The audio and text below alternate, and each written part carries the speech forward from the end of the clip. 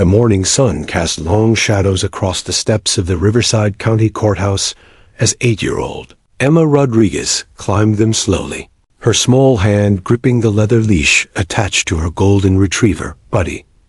Each step felt like a mountain to climb, her heart pounding so loudly she was certain everyone could hear it echoing through the marble halls. The courthouse buzzed with activity. Lawyers in sharp suits hurried past with briefcases, families clustered together, whispering nervously, and court officers stood at attention, their badges gleaming under the fluorescent lights. Emma had been preparing for this moment for 6 long months, ever since caseworker Maria Santos had gently explained that she would need to tell a judge and jury about the terrible things that happened at the Hayes foster home. 6 months of therapy sessions with Dr. Sarah Mitchell, 6 months of learning to trust again, and 6 months of building an unbreakable bond with the golden-haired therapy dog, who now walked protectively beside her. Buddy wasn't just any dog. He had been specially selected from a program that trained canines to work with traumatized children. At 3 years old, he possessed an almost supernatural ability to sense Emma's emotional state. When her nightmares came screaming back in the middle of therapy sessions, Buddy would immediately position himself between Emma and whatever invisible threat she was reliving. When panic attacks made her hyperventilate, he would rest his warm, heavy head on her chest until her breathing slowed to match his calm rhythm. As they entered courtroom 3A, Emma felt the familiar tightness in her chest that had plagued her since that horrible night when everything changed. The room was packed beyond capacity. Reporters with notepads sat in the gallery. Sketch artists positioned their pencils, and concerned community members filled every available seat. The case had captured local attention after investigative. Journalist Rebecca Torres published a series of articles exposing the dark secrets hidden behind the Hayes family's perfect facade. At the defense table sat Robert Hayes, the man who had haunted Emma's dreams for 2 years. He was a tall, imposing figure with graying hair and cold blue eyes that seemed to bore right through her. Even now, dressed in an expensive suit and flanked by his high-powered attorney, he maintained the same intimidating presence that had once made Emma feel like a helpless insect. His wife Linda sat behind him, dabbing her eyes with tissues in a performance Emma recognized as fake. Had seen Linda's real face, the one that laughed when children cried. Judge Patricia Williams entered the courtroom with the authority of someone who had spent 25 years fighting for justice. At 58, she was known throughout California as a fair but fierce advocate for children's rights. She had personally reviewed Emma's case file, including the thick stack of medical records documenting the severe anxiety, selective mutism, and post-traumatic stress disorder that had consumed the little girl's life since her rescue from the Hayes home. The judge had spent sleepless nights researching legal precedents for allowing therapy animals in courtrooms. It was a controversial decision that could potentially be overturned on appeal, but Judge Williams knew that without Buddy's presence, Emma would never be able to testify. The child's psychological evaluations made it clear that separation from her therapy dog triggered immediate panic attacks so severe that she would become completely catatonic. Prosecutor David Chun had built his entire case around Emma's testimony. A veteran of 15 years in the district attorney's office, he had prosecuted dozens of child abuse cases, but none had affected him as deeply as this one. The Hayes family had operated their foster home for over 5 years, and investigators suspected that Emma was just one of many victims. However, the other children had either been moved to distant locations or were too terrified to speak. Emma was their only hope of stopping a predator who had perfected the art of manipulation and intimidation. As Emma approached the witness stand, the packed courtroom fell into a silence so complete that the hum of the air conditioning seemed deafening. Photographers were forbidden from taking pictures of the minor witness, but the sketch artists worked frantically to capture this historic moment. The first time A therapy dog would be allowed to assist a child witness in a California criminal trial. Buddy seemed to understand the gravity of the situation. The usually playful golden retriever walked with solemn dignity, his training taking over as he assessed every person in the room for potential threats to his young charge. His dark brown eyes swept the courtroom, memorizing faces and positions, while his body remained relaxed but ready to spring into protective action if needed. Emma's adoptive family, the Johnsons, sat in the front row behind the prosecution table. Sarah Johnson gripped her husband Mike's hand so tightly her knuckles had turned white. They had only known Emma for 8 months, but their love for her ran deeper than blood. They had witnessed her night terrors, held her during flashbacks, and celebrated every small victory in her healing journey. Today felt like the ultimate test. Would their brave little girl find the strength to face her demons? The court clerk called Emma's name, and she slowly made her way to the witness. Stand. The wooden chair had been adjusted to accommodate her small frame, and a step stool had been placed so her feet wouldn't dangle. Judge Williams had also ordered that a special cushioned mat be placed beside the witness chair for Buddy, close enough that Emma could touch him, but not so close as to obstruct the court's view. As Emma settled into the chair, her hands trembling slightly as she placed them on the wooden rail, Buddy took his position beside her. The therapy dog's presence immediately had a calming effect. Her breathing slowed, her shoulders relaxed slightly, and for the first time since entering the courthouse, a flicker of determination crossed her young face. The entire courtroom held its collective breath as they prepared to witness something unprecedented in legal history. This wasn't just about one little girl's testimony. It was about redefining how the justice system could adapt to serve its most vulnerable witnesses. Judge Williams looked down at Emma with a mixture of admiration and concern, knowing that the next few hours would determine whether a dangerous predator would face justice or walk free to hurt other children. What none of them could have predicted was just how extraordinary Emma's testimony would become, and how her silent communication with Buddy would forever change the way traumatized children could find their voice in the halls of justice. 2 years and 4 months earlier, on a rain-soaked October evening, Emma Rodriguez's world shattered into a million irreparable pieces. The phone call came at 11:47 p.m. Her parents, Maria and Carlos Rodriguez, had been killed instantly when Linda, a drunk driver, ran a red light on Highway 101. In one devastating moment, 8-year-old Emma went from being a beloved daughter living in a cozy house filled with laughter and home-cooked meals to an orphan facing the terrifying uncertainty of the foster care system. The first few weeks after the funeral passed in a blur of social workers, paperwork, and temporary placements. Emma barely spoke during those dark days, clutching the worn teddy bear her mother had given her and refusing to let it go, even during bath time. Child Protective Services caseworker Maria Santos, a compassionate woman with 15 years of experience, knew that finding the right permanent placement would be crucial for Emma's emotional recovery. When the Hayes family application crossed Maria's desk, it seemed like a godsend. Robert and Linda Hayes had been operating Haven House, a foster home in the affluent suburb of Riverside, for over 5 years. Their file was impressive, glowing. Recommendations from previous foster children, testimonials from neighbors praising their dedication, and letters from local clergy commending their Christian values. Robert worked as a volunteer youth counselor at 3 different churches, while Linda homeschooled the foster children and ran a small daycare business from their spacious home. The house itself was picture perfect, a 2-story colonial with a white picket fence, rose bushes lining the walkway, and a tire swing hanging from an ancient oak tree in the backyard.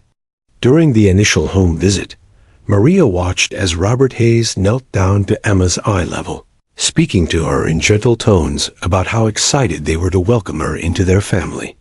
Linda baked fresh chocolate chip cookies and showed Emma the beautiful bedroom that would be hers, complete with a canopy bed and shelves full of books. "We believe every child deserves love, stability, and a chance to heal," Robert had said, his hand resting protectively on Emma's shoulder as he spoke to Maria. "Emma won't just be our foster daughter. She'll be our little princess." The first few weeks at Haven House seemed to validate Maria's decision. Emma's school reports showed she was adjusting well, participating in class, and even making a few friends. When Maria conducted her monthly check-ins, Emma appeared clean, well-fed, and appropriately dressed. The Hayes family presented a united front of caring foster parents who spoke glowingly about Emma's progress and their commitment to her well-being. But behind the carefully constructed facade, a nightmare was unfolding that would haunt Emma for years to come. The transformation began gradually. Robert's gentle demeanor disappeared the moment social workers left the property. His loving touches became inappropriate and threatening. Linda, who had seemed so nurturing during the placement process, revealed herself to be cold and calculating, turning a blind eye to her husband's increasingly disturbing behavior. The other foster children in the home, 3 boys aged 6 to 12, lived in constant fear, having learned through bitter experience that speaking up only made things worse. Emma's bedroom, once a sanctuary with its pretty canopy bed, became a prison. The door had a lock on the outside, and she was often confined there for hours as punishment for imagined infractions. Meals became weapons of control, food withheld. When Robert decided she had been disrespectful, or force-fed when Linda claimed she wasn't eating enough, the books on her shelves were forbidden territory. Reading was considered a privilege that had to be earned through complete submission. The psychological abuse was even more devastating than the physical torment. Robert Hayes was a master manipulator who understood exactly how to break a child's spirit.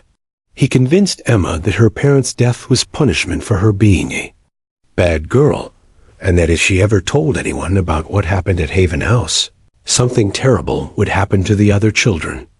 He showed her newspaper clippings about children who had disappeared from other foster homes, implying that the same fate awaited anyone who betrayed his trust. Meanwhile, Robert maintained his public persona as a pillar of the community. He volunteered at church functions, organized charity drives for underprivileged children, and even spoke at local conferences about the importance of providing stable homes for foster kids. The community saw him as a saint, which made Emma feel even more isolated and hopeless. Who would believe her word against such a respected figure? The breaking point came on a frigid February night, 15 months into Emma's placement. A new foster child, 6-year-old Tommy Martinez, had been placed at Haven House just 2 weeks earlier. Emma watched in horror as Robert began grooming the terrified little boy, using the same tactics he had perfected on her and the others. That night, as Tommy's muffled sobs echoed through the thin walls, Emma made a desperate decision that would eventually lead to her rescue. Using an old cell phone she had hidden in her mattress, a relic from her previous life that the Hayes family had missed during their search of her belongings, Emma managed to send a text message to her former teacher, Mrs. Patterson. The message was simple but heartbreaking. "Help us. The man hurts us. Emma." Mrs. Patterson immediately contacted Child Protective Services, triggering an investigation that would uncover the horrific truth about Haven House. When Maria Santos arrived for an unannounced visit the following week, she found Emma huddled in her locked bedroom, visibly malnourished and bearing physical evidence of abuse. The other children showed similar signs of trauma, and a thorough investigation revealed a pattern of systematic abuse spanning Robert Hayes' entire tenure as a foster parent. The rescue came on March 15th, when a team of social workers and police officers descended on Haven House with removal orders for all the foster children. Emma watched through her bedroom window as Robert Hayes was led away in handcuffs, his carefully constructed mask finally torn away to reveal the monster. Beneath, Linda Hayes screamed protests of innocence from the front porch, but the evidence against both of them was overwhelming. As Emma was loaded into Maria Santos's car, clutching her teddy bear and trembling with a mixture of relief and terror, she had no idea that her nightmare was far from over. The hardest part still lay ahead, finding the courage to tell the world about the horrors she had witnessed and endured, so that Robert Hayes could never hurt another child again. The courtroom's air conditioning hummed steadily, but Emma Rodriguez felt like she was suffocating. Prosecutor David Chun stood before her, his kind eyes reflecting the gentle patience he had cultivated through years of working with traumatized children. He had spent countless hours preparing for this moment, studying Emma's psychological profile, consulting with child trauma experts, and crafting questions designed to make her feel as safe and comfortable as possible within the intimidating confines of a criminal courtroom. "Emma," he began, his voice barely above a whisper, "I know this is scary, but you're very brave for being here today. Can you start by telling us your full name?" The question hung in the air like morning fog. Emma's lips parted slightly, and for a moment, hope flickered across the faces of everyone watching. But then her mouth closed again, and she stared down at her small hands folded tightly in her lap. Her knuckles had turned white from gripping so hard, and a fine tremor ran through her entire body. Buddy, sensing his companion's distress, shifted slightly on his cushioned mat. His warm brown eyes never left Emma's face, and his breathing remained deliberately calm and steady, a technique Dr. Sarah Mitchell had trained him to use during Emma's panic attacks. The therapy dog had learned to recognize the early warning signs of Emma's episodes, the rapid, shallow breathing, the way her shoulders hunched forward as if trying to make herself invisible, and the glazed look that came into her eyes when traumatic memories threatened to overwhelm her. Judge Patricia Williams leaned forward slightly, her maternal instincts warring with her judicial responsibilities. She had presided over hundreds of difficult cases, but watching this fragile child struggle to find her voice was almost unbearable. The judge made a subtle hand gesture to her bailiff, signaling him to ensure absolute quiet in the courtroom. Even the court reporter held her fingers motionless above her stenotype machine, afraid that the rhythmic clicking might shatter Emma's fragile composure. Minutes ticked by with agonizing slowness. The packed gallery remained frozen in place. Afraid that any movement might further traumatize the little girl, they had all come to see as a symbol of hope and justice. Investigative journalist Rebecca Torres, who had first exposed the Hayes family scandal, found herself holding her breath as she watched Emma's internal struggle play out in real time.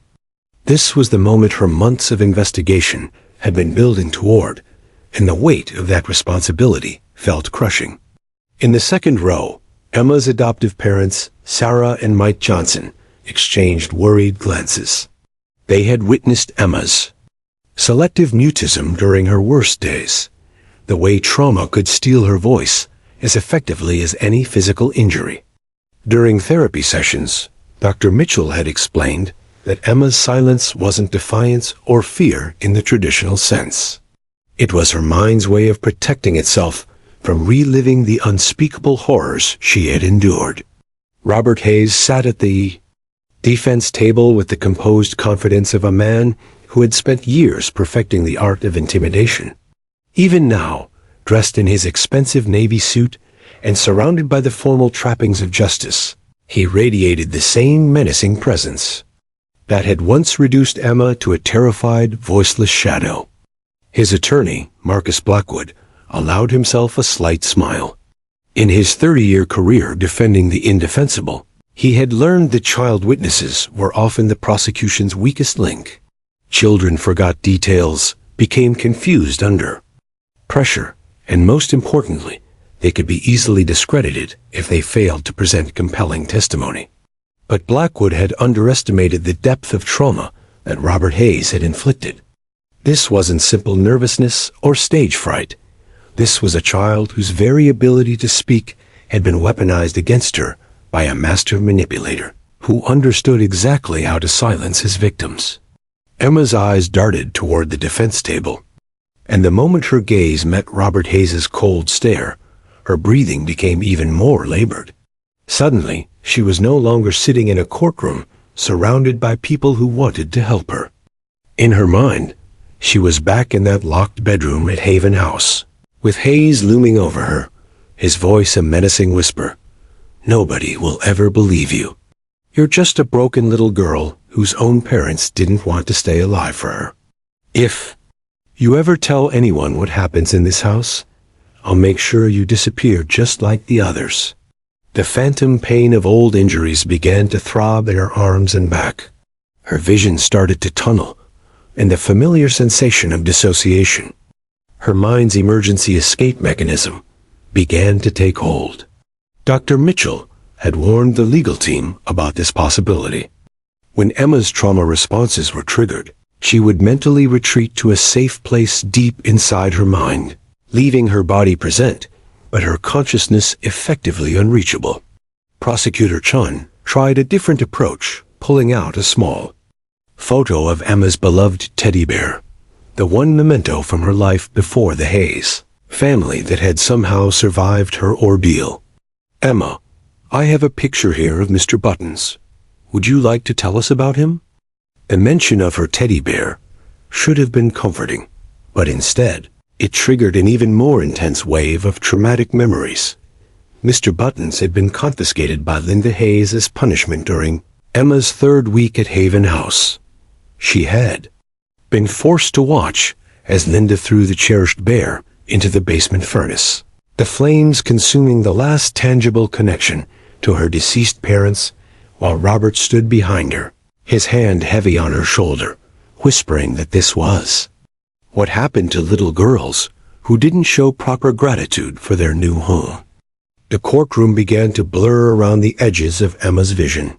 Her chest felt tight, as if invisible hands were squeezing the air from her lungs. The familiar metallic taste of panic filled her mouth, and her heart hammered so violently she was certain everyone could hear it echoing through the microphone clipped to her shirt. Judge Williams called for a brief recess, but Emma didn't hear her. The sounds of the courtroom, shuffling papers, whispered conversations, the scraping of chairs, faded into white noise as her mind retreated further into protective silence. She was dimly aware of Buddy moving closer, his warm presence a lifeline in the storm of traumatic memories threatening to pull her under. What no one in that courtroom could have predicted was that Emma's silence was about to become the most powerful testimony of all. Sometimes the loudest truth comes not from words, but from the spaces between them, and Emma was about to show them all that even when trauma steals your voice, love can still find a way to speak. In the suffocating silence of courtroom 3A, where Emma Rodriguez sat frozen in traumatic paralysis, a golden miracle was about to unfold. Buddy, the 3-year-old therapy dog who had become Emma's lifeline over the past 6 months, possessed an almost supernatural ability to read human emotions that even seasoned psychologists found remarkable. His training at the Canine Companions for Independence facility in Santa Rosa had been rigorous, but his natural empathy went far beyond anything that could be taught. Buddy's sensitive nose detected the chemical changes in Emma's body, the flood of cortisol and adrenaline that accompanied her panic attacks, the subtle shift in her scent that occurred when traumatic memories overwhelmed her nervous system. His keen hearing picked up the nearly inaudible changes in her breathing pattern, the way her heartbeat accelerated from its normal rhythm to the rapid, fluttering pace that signaled an impending emotional collapse. But it wasn't just biological cues that alerted Buddy to Emma's distress. During their months of intensive therapy together, he had learned to recognize the micro-expressions that crossed her face when she was reliving painful memories. The way her eyebrows drew together in a barely perceptible frown, how her pupils dilated when fear took hold in the particular way she pressed her lips together when trying to hold back tears. Dr. Sarah Mitchell had spent countless hours training Buddy to respond to these subtle signals. Unlike traditional service dogs, who are trained to perform specific tasks for physical disabilities, therapy dogs like Buddy required a more nuanced understanding of human psychology. They needed to become emotional support systems, living security, blankets that could provide comfort and stability when their human partners' minds betrayed them. The training process had been exhaustive. Buddy learned to recognize over 40 different emotional states and trauma responses, each requiring a specific intervention. When Emma experienced flashbacks, he was trained to perform deep pressure therapy, lying across her lap or chest to provide the calming weight that helped ground her in the present moment. When panic attacks made her hyperventilate, he would demonstrate slow, steady breathing by positioning himself where she could see his chest rise and fall in a calming rhythm. Most importantly, Buddy had been trained to recognize when Emma was dissociating, mentally retreating from reality, as a protective mechanism against overwhelming trauma. During these episodes, he would gently but persistently nuzzle her hands or face, using his warm, wet nose to create physical sensations that could anchor her consciousness in the present moment. As Emma sat motionless in the witness chair, Buddy sensed that this was more than her usual anxiety attack. The intensity of her distress was off the charts, threatening to send her into a complete psychological shutdown that could take hours or even days to recover from. Every instinct in his carefully trained mind told him that immediate intervention was critical. Court officers Mark Stevens and Janet Rodriguez had been briefed about Buddy's presence, but they weren't prepared for what they witnessed next. The golden retriever slowly rose from his designated mat, his movements deliberate and purposeful. His tail remained low, not wagging with typical dog excitement, but held in the neutral position that indicated he was in full working mode. Judge Patricia Williams had initially tensed when she saw the dog moving, her hand instinctively reaching for her gavel to maintain courtroom order. But something in Buddy's demeanor stopped her. This wasn't a pet misbehaving or seeking attention.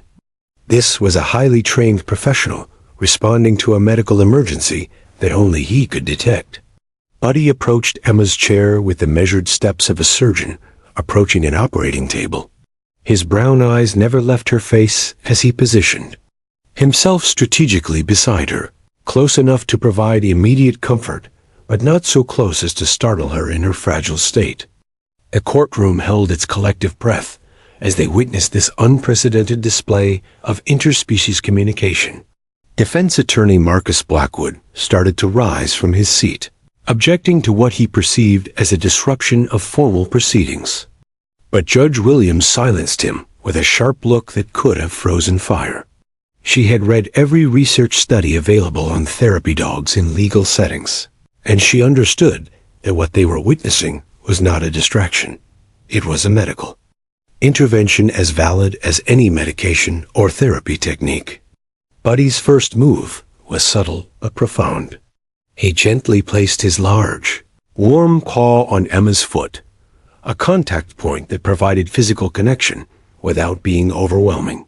The weight and warmth of his paw created a small but significant anchor to reality, a reminder that she was no longer alone in that terrible place her mind had retreated to.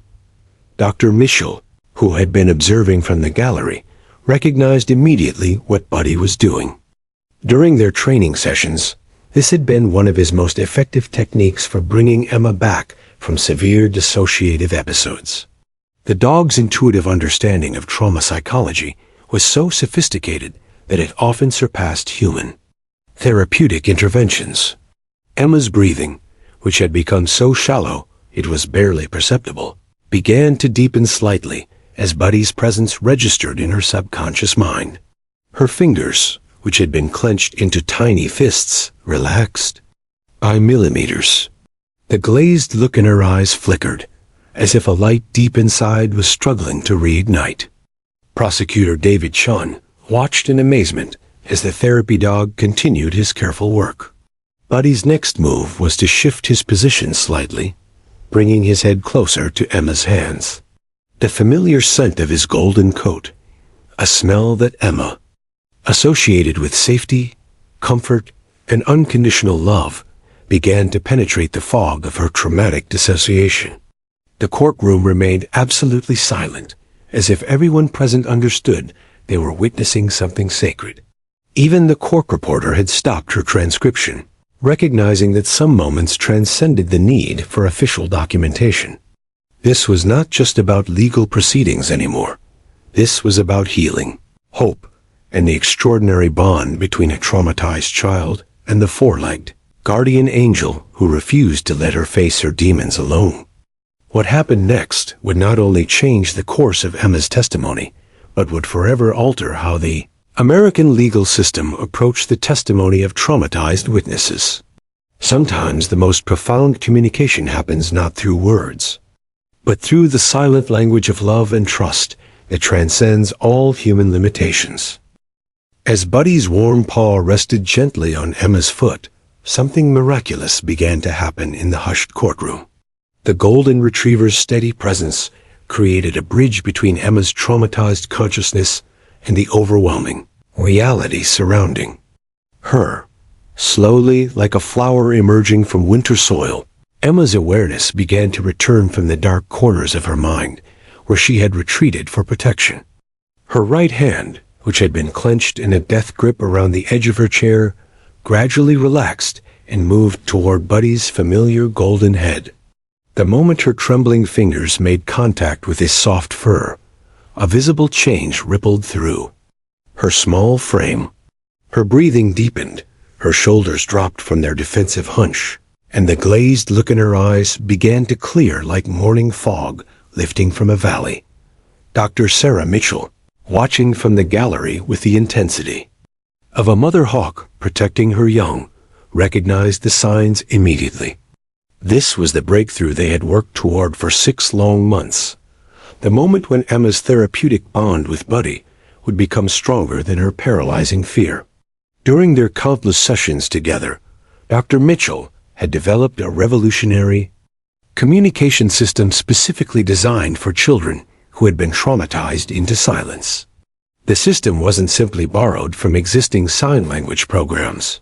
It was a carefully crafted blend of American Sign Language, therapeutic gesture, work, and commands that Buddy had been specifically trained to recognize and respond to. Each signal had been tested and refined through hundreds of hours of practice, creating a vocabulary that could express complex emotions and experiences without requiring Emma to speak a single word. Emma's first gesture was almost imperceptible. A slight touch to her throat, followed by a gentle shake of her head. To the untrained observer, it might have looked like nothing more than nervous fidgeting. But Dr. Mitchell understood immediately. Emma was signaling that her voice was locked away, using the therapeutic language they had developed to describe her selective mutism. Buddy's response was immediate and perfect. He lifted his head slightly and performed what Dr. Mitchell called the validation sequence, a series of gentle movements that communicated understanding and unconditional support. His tail gave 3 slow, deliberate wags, and he shifted his position to face Emma more directly, his warm brown eyes making steady contact with hers. The courtroom remained frozen in fascination as this extraordinary dialogue unfolded.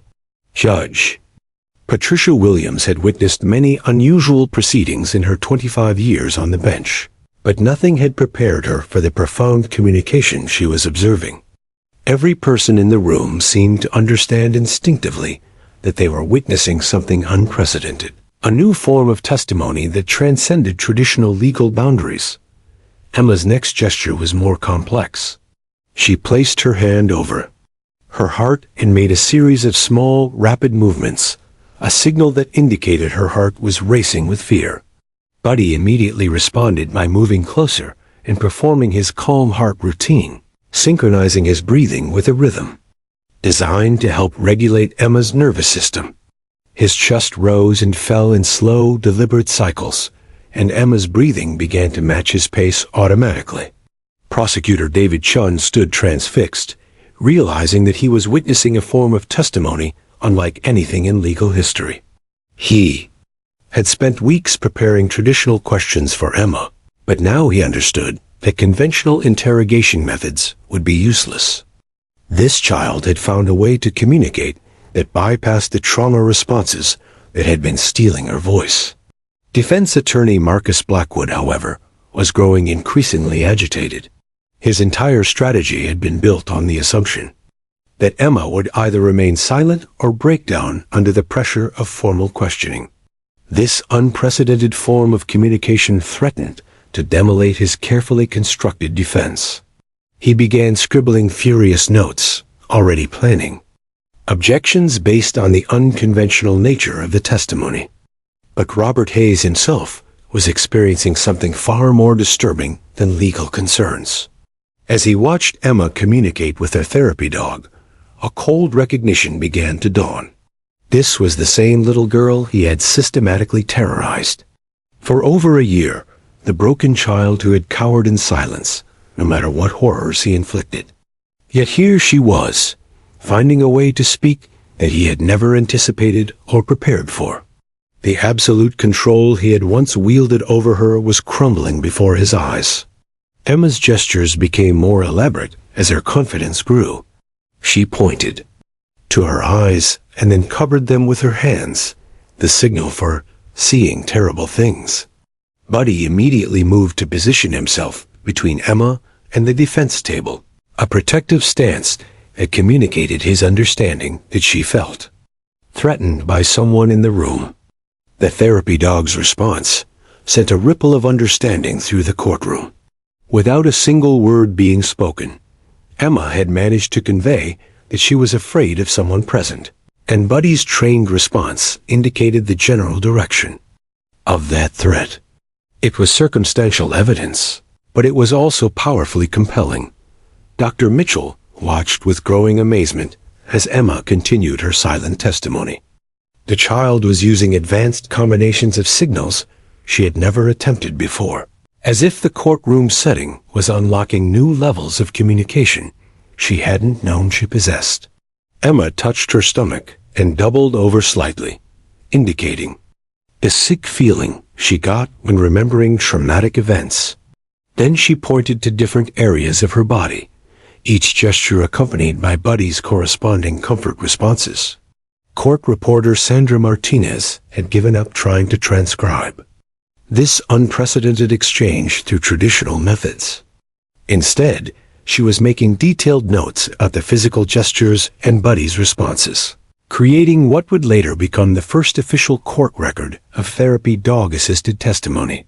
As Emma's silent communication grew more complex and detailed, Judge Williams realized she was facing a historic decision. Traditional legal precedent demanded verbal testimony, but excluding this extraordinary form of communication could deny justice to one of the most vulnerable witnesses ever to appear in her courtroom. The next few minutes would determine whether the American legal system was flexible enough to embrace a revolutionary new form of testimony, or whether centuries of tradition would silence the voice of a brave little girl who had finally found a way to speak her truth through the unbreakable bond with her four-legged guardian angel. Judge Patricia Williams found herself at the epicenter of what would become one of the most significant legal decisions in California's judicial history.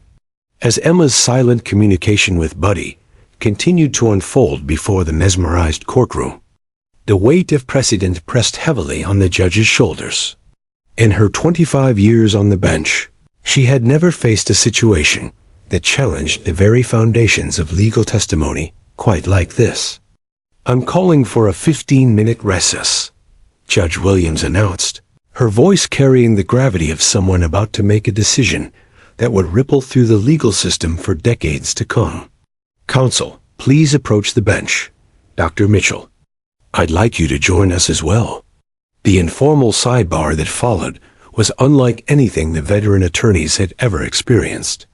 As court officers maintained a protective perimeter around the small group, Judge Williams found herself navigating uncharted legal waters with the precision of a ship's captain steering through a dangerous storm. "Your Honor," began defense.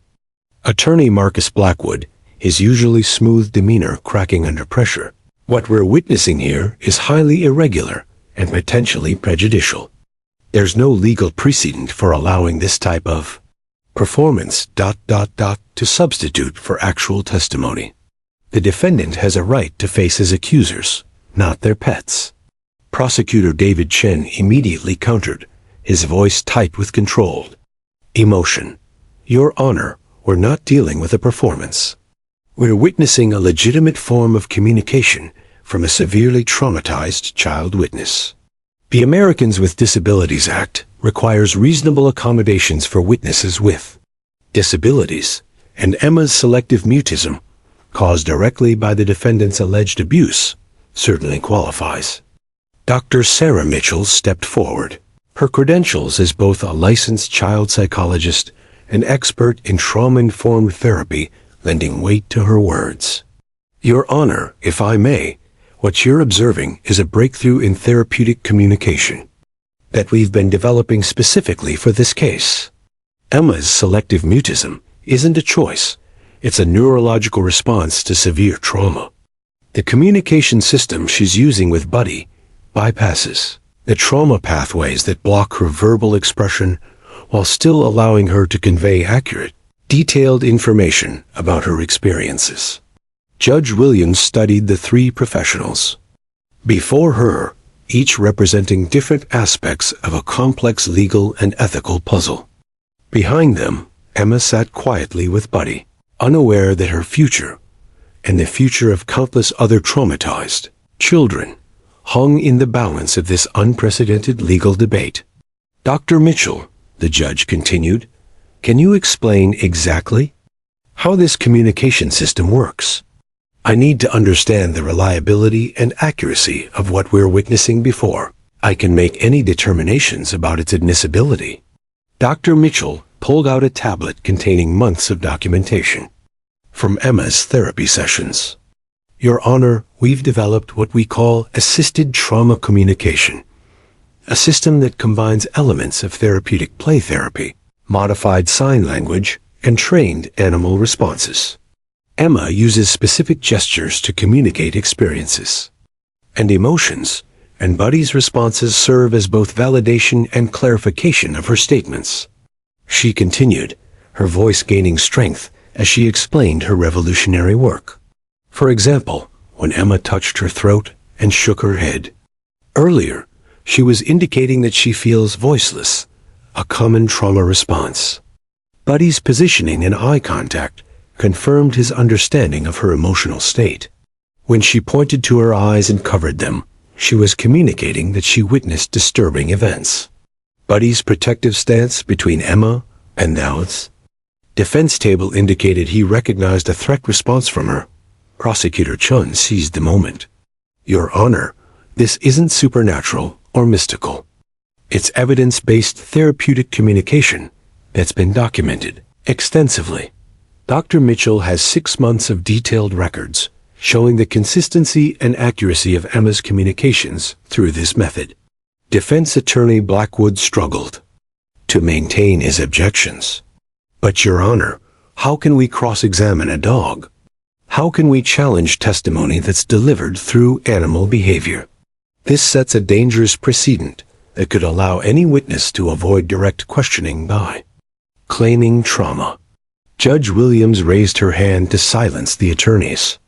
She had been researching similar cases on her tablet during the recess, consulting legal databases and precedent-setting decisions from across the country. What she found both surprised and emboldened her. "Gentlemen, Dr. Mitchell," she began, her voice carrying the authority of someone who had found her legal footing. "I've been reviewing relevant case law, and while this exact situation is unprecedented, there are several supporting precedents. In Crawford v. Washington, the Supreme Court upheld alternative testimony methods for vulnerable witnesses.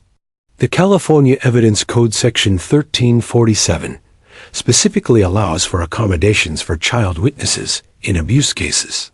And most relevantly, the case of State versus Morrison in Oregon established that trauma-induced communication disorders require special consideration in criminal proceedings. The judge paused, looking directly at each person in turn. Furthermore, I've found documentation of therapy animals being used successfully in courtrooms in 12 states, with appellate courts consistently upholding their use when properly supervised and documented. Dr. Mitchell felt a surge of hope. Your Honor, I should mention that every gesture Emma uses has been video recorded during our therapy sessions. We have extensive documentation showing the consistency of her communications and Buddy's responses. This isn't improvisation. It's a carefully developed therapeutic tool. Judge Williams nodded thoughtfully.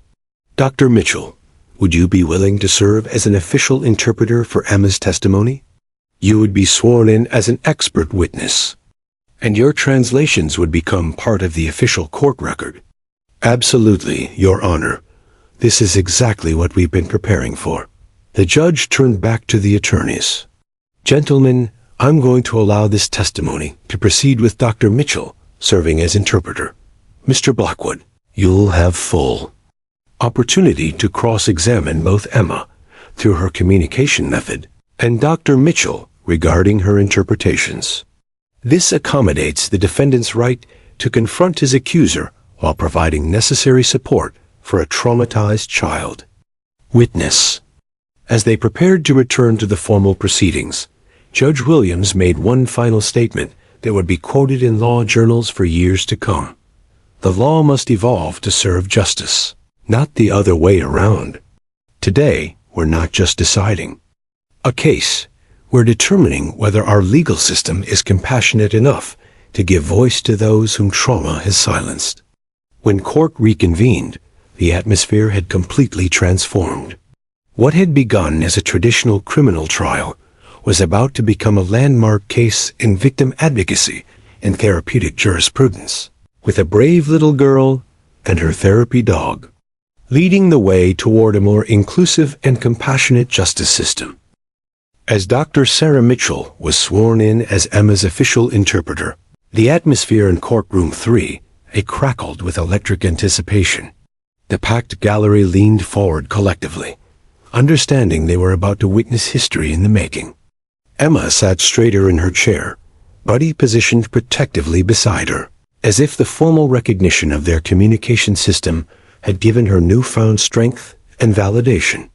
Emma, Dr. Mitchell began gently, her voice carrying the warmth of months of therapeutic work. You're safe here. Can you show us how you felt when you first arrived at the Hayes house? Emma's response was immediate and heartbreaking. She placed both hands over her heart and made small, fluttering movements, the gesture they had developed to indicate hope and excitement. Buddy responded by sitting tall and alert, his tail giving a few gentle wags. Then Emma's expression changed dramatically. She covered her face with her hands and hunched her shoulders, while Buddy immediately moved closer and lowered his head in a protective stance.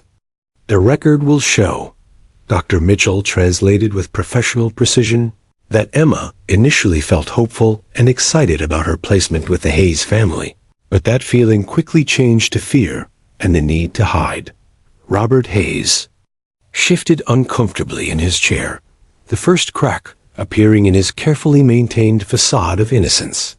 He had never imagined that the broken, silent child he had tormented could find such a powerful way to speak against him. Emma's next series of gestures sent shockwaves through the courtroom. She pointed to her mouth, then made a sipping motion across her lips, followed by a choking gesture at her throat. Buddy immediately performed what Dr. Mitchell recognized as his silence warning behavior, a low whine combined with protective positioning that indicated Emma was communicating about forced silence. Emma is indicating that she was forced to remain silent through threats and intimidation. Dr. Mitchell translated, her voice steady despite the emotional weight of the testimony. The choking gesture suggests that speaking or crying out was physically prevented or threatened. Defense attorney Marcus Blackwood finally found his voice. Objection, Your Honor. This is highly speculative interpretation. How can we verify the accuracy of these translations? Judge Williams looked to Dr. Mitchell. Doctor, can you provide documentation supporting your interpretation of these specific gestures? Doctor. Mitchell retrieved her tablet and pulled up video files from their therapy sessions. Your Honor, Emma has used these exact gesture combinations 47 times during our recorded sessions when discussing her experiences at Haven House. The consistency is remarkable and well documented. Emma continued her silent testimony, her confidence growing with each validated communication. She pointed to her eyes, then made a sweeping gesture around the courtroom, before pointing directly at Robert Hayes. Buddy's reaction was immediate and dramatic. He stood up, positioned himself between Emma and the defense table, and performed a low, protective stance that made every person in the courtroom understand exactly who Emma was identifying as her tormentor. The collective gasp from the gallery was audible. Even without words, Emma had just made the most direct accusation possible. With Buddy's trained response serving as her exclamation point, Prosecutor David Chun seized the moment. Dr. Mitchell, can you ask Emma to describe specific incidents that occurred at the Hayes residence? Emma's response was devastating in its silent eloquence. She began a complex series of gestures that painted a horrific picture of systematic abuse. She touched different parts of her body, her arms, back, and legs, each touch accompanied by Buddy's corresponding comfort responses. When she indicated her stomach, doubling over slightly, Buddy immediately moved to support her, his training kicking in to provide deep pressure therapy. Emma is indicating physical pain in multiple areas of her body, Dr. Mitchell translated, her professional composure beginning to crack as she witnessed Emma's courage. She's also showing the stomach distress that accompanies severe anxiety and trauma. But Emma wasn't finished. In a gesture that stunned everyone present, she held up her small hands and began counting on her fingers. 1 finger, then 2, then 3, then 5. She looked directly at Robert Hayes as she did this, and Buddy's protective stance intensified with each number. Your Honor, Dr. Mitchell said, her voice barely controlled, Emma is indicating that there were other children. 5 total victims. The courtroom erupted in whispers and gasps. Investigative journalist Rebecca Torres frantically scribbled notes, realizing that Emma's testimony was revealing the full scope of Hayes's crimes for the first time. The prosecution had suspected multiple victims, but Emma was providing the first concrete confirmation. Emma's next communication was perhaps the most powerful of all.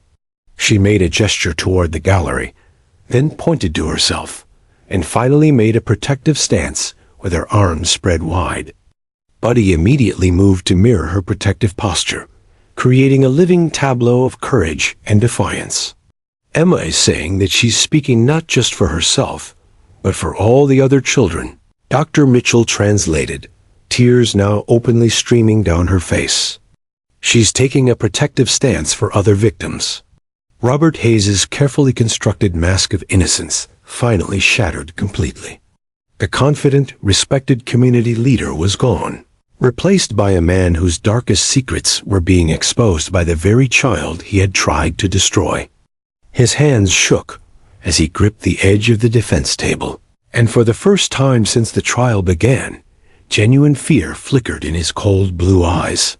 Defense attorney Blackwood made one last desperate attempt to derail the testimony. Your Honor, this is turning into a circus. We're allowing a child and a dog to destroy my client's reputation based on gesture interpretation. But Judge Williams had seen enough. Mr. Blackwood, your client's reputation is being challenged by the consistent, documented testimony of a child he's accused of abusing.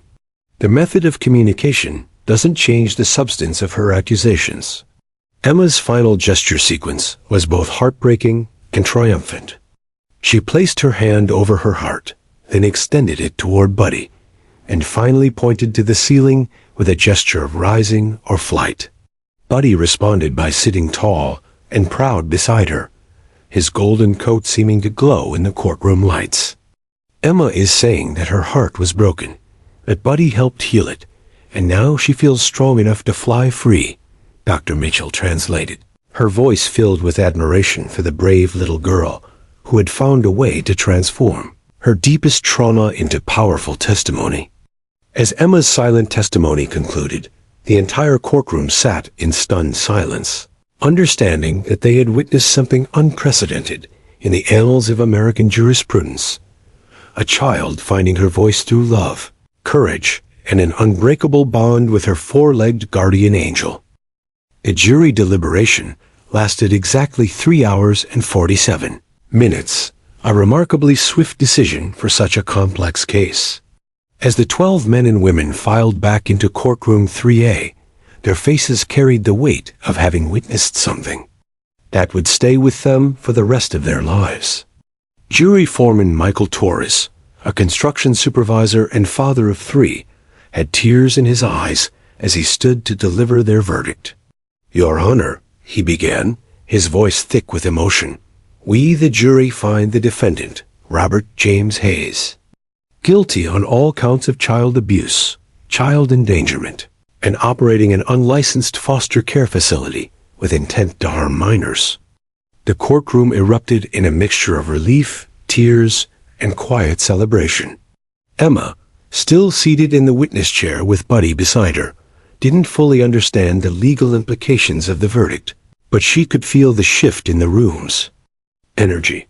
For the first time in over 2 years, the suffocating weight of fear began to lift from her small shoulders.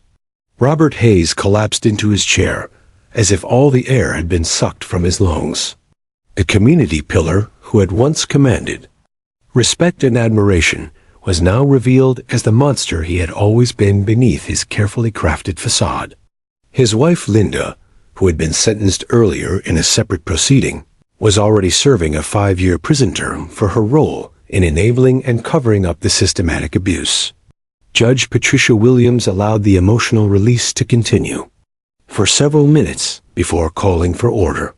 When she sentenced Robert Hayes to 25 years in prison, without the possibility of parole for 15 years, her voice carried both the authority of justice and the compassion of a protector of children. "Mr. Hayes," she said, looking directly at the broken man before her, "you have committed crimes against the most vulnerable members of our society. But perhaps more importantly, this courtroom has witnessed something remarkable today, the triumph of love and courage over fear and manipulation. This child, with the help of her extraordinary companion, has not only found her voice, but has created a new pathway for other traumatized children to find theirs." The real celebration, however, came 6 months later in a very different setting. The Johnson family's backyard was decorated with rainbow streamers and balloons as Emma celebrated her 9th birthday, her first birthday party since before her parents' death. Sarah and Mike Johnson had officially adopted Emma 3 months earlier, and watching her laugh and play with Buddy in their sun-drenched garden felt like witnessing a miracle of healing. Emma's transformation had been remarkable. With consistent therapy, unlimited love from her adoptive family, and Buddy's constant companionship, she had gradually begun to speak again. Her voice was still quiet, often tentative, but it was there, growing stronger each day like a flower reaching toward sunlight. "Buddy, catch!" Emma called out, her laughter ringing across the yard as she threw a tennis ball for her golden companion. The same dog who had once been her lifeline in the darkest courtroom testimony was now simply her best friend, protector, and playmate. Dr. Sarah Mitchell watched from the patio, her heart full as she observed Emma's continued progress. The revolutionary communication system they had developed together had been documented, refined, and was now being implemented in children's advocacy centers across California. The Rodriguez Protocol, as it had become known in academic circles, was helping other traumatized children find their voices through specially trained therapy animals.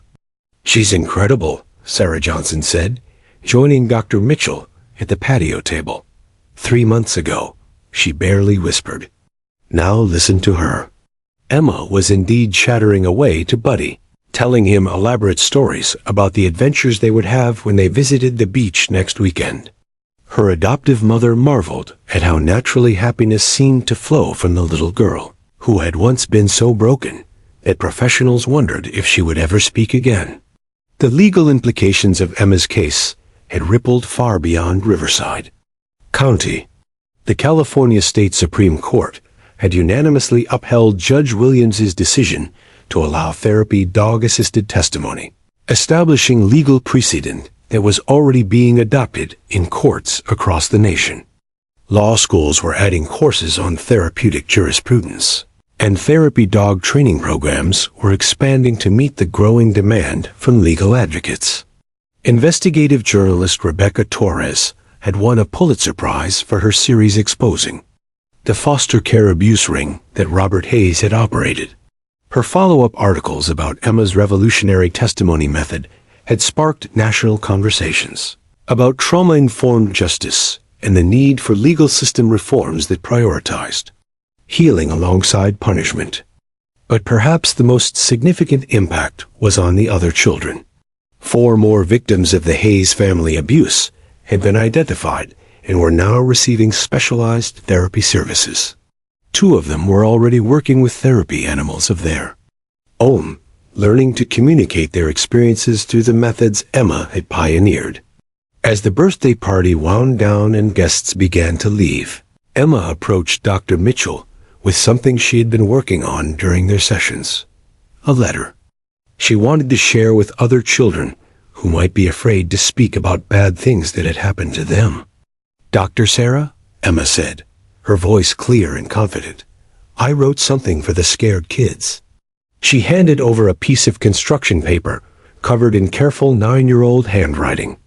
"Dear scared kids, I was scared too and couldn't talk about the bad man who hurt me.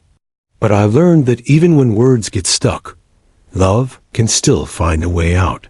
Buddy helped me talk with my hands and heart until my voice came back. You can find your voice too. It might be different than other people's voices, but it's your voice and it matters. You are brave even when you feel scared. Love, Emma and Buddy." Dr. Mitchell felt tears welling up as she read Emma's message. This was more than just a letter. It was a manifesto of hope from a child who had transformed her deepest trauma into a gift for others. As the sun set over the Johnson family's backyard, Emma curled up next to Buddy on the porch swing, both of them tired from a day full of celebration and joy. The little girl who had once been silenced by fear was now using her voice to light the way for other children trapped in darkness. The legacy of their extraordinary journey together would continue to ripple outward, proving that sometimes the most powerful revolutions begin not with grand gestures or speeches, but with a God. Simple, unbreakable bond between a brave little girl and her faithful 4-legged friend, who taught her that love always finds a way to speak.